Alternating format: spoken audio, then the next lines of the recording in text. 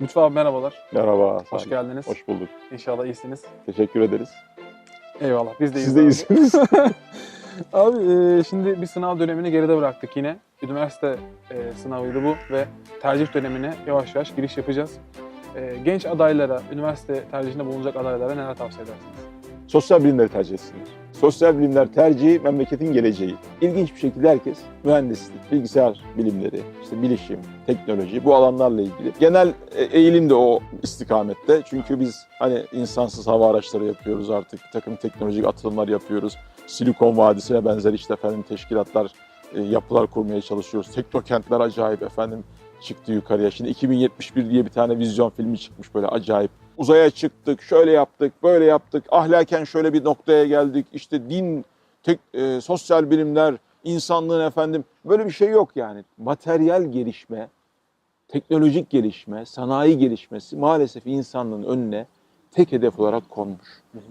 Halbuki ahlak, maneviyat. Bu evlenirken bile böyle abi. Evet. Benim kızım ne doktorlar istedi, ne mühendisler istedi falan diyorlar. Yani. Hadi ya sen çok mu böyle o noktada Yok. kapıdan döndün?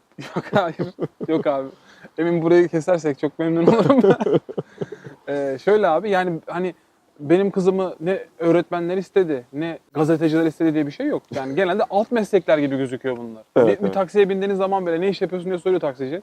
Gazetecilik yapıyorum dediğim zaman suratını falan ekşitiyor böyle. O biraz gazetecilerin de var günahlarından biraz. kaynaklanan bir Doğru. şey aslında. Onun Bu itibarını da bir sorun düşürdüler. Lütfü abi. Siz sosyal bilimleri yönlendiriyorsunuz ama Evet, mesleklerin işte de ben böyle bir tam tarafı da var. bunun için yönlendiriyorum derken tabii kimse Lütfü abi böyle söyle deyip de böyle o tarafa yönelecek hali yok zaten. İnsanlar hele ben gençlerde o kadar ilginç bir bilinç hali görüyorum ki bilinç müthiş onlarda yani annesi, babası, öğretmeni şunu bunu kendine ait bir bakış açısıyla öyle bir efendim yol çiziyor ki kendisine bir dakika diyorsun yani. Biz zamanında böyle değildik. Ben hatırlıyorum kendi tercih zamanımda. Son 3 ayda tıp tercihimi sosyal bilimlere yönelttim. Dedim ki ben tıpta mutlu olamayacağım herhalde bu tarafa döneyim. Hangi okula gideyim? Orada bir tane banka memuru abimiz vardı. O dedi ki bak şurayı. Hocam şurayı yazsam. Yok orayı yazma onların devri geçti dedi. Peki dedik burayı yazdık. Orayı tercih ettik. Sonra geldikten sonra belki 3. seneye kadar ya ben buraya niye geldiğimi kendi kendime cevaplayamadım yani. Şimdikilere bakıyorum.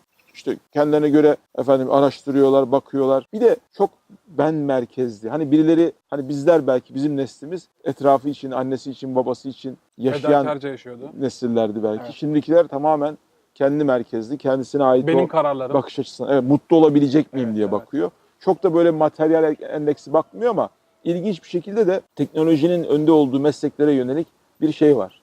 Yönelim var. Ben her halükarda hukukun, iktisadın, dini ilimlerin, sosyal bilimlerin genel olarak, psikolojinin özellikle çok ciddi ileride imkanlar sağlayacağını düşünüyorum. Hangi anlamda? Sana parayı belki sınırlı getirebilir ama bizim şu hayattan muradımızı bulmak noktasında bu alanlar bize çok ciddi imkanlar vaat ediyor. Mesela çok basit bir şey söyleyeyim, kısa bir şey. Psikoloji okumak o kadar önemli hale geldi ki ben psikologlara modern zaman mürşitleri diyorum artık. İnsanlar önünüze böyle o terapi yatağınıza yatacaklar. Sen onları sadece dinleyeceksin. Birkaç böyle cümleyle öneride bulunacaksın. Bir de üstüne para ödeyecekler sana. Ne güzel. Bu noktaya geldi gerçekten Evet. yani. Ve o yönlendirme, rehberlik, mentörlük, koçluk dediğimiz hadise ciddi inkişaf edecek. Çünkü modern insan yalnızlaşıyor. Bu aletlerin, teknolojinin, bu bilgisayar, bilişim teknolojilerinin ortasında ruhunu dinlendirecek. Kendisine bu anlamda sosyal kapılar açabilecek belki mesleklere ihtiyaç duyacak. Gidecek onu da parayla satın alacak maalesef. Bu biraz da sanki bizim yaşamış olduğumuz buhranların sonucu olabilir mi? Yani psikolojiye çok ihtiyacımız var çünkü psikolojik olarak belki de iyi değiliz. İşte yalnızlaşıyoruz. Evet, ondan dolayı. Teknoloji yalnızlaştırıyor. Bilişim teknolojilerinin bu kadar yoğunlaştığı, insanların iletişim imkanlarının bu kadar arttığı bir zamanda insanlar birbirleriyle konuşacak, birbirleriyle irtibat kuracak. Gerçekten kalben birbiriyle iletişim kurabilecek araçlardan gittikçe daha yoksun hale geliyorlar. Fukaralaşıyorlar ilginç bir şekilde. Bu çok büyük bir paradokstur biliyor musun? Onlarca belki alet vardır, aplikasyon vardır cep telefonunda senin insanlarla iletişim kurman için.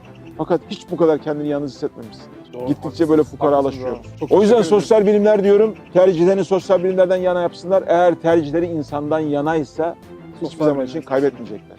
Tercihiniz hayatınızdır diyebilir miyiz? Herhalde. Eyvallah. Teşekkür ederiz abi.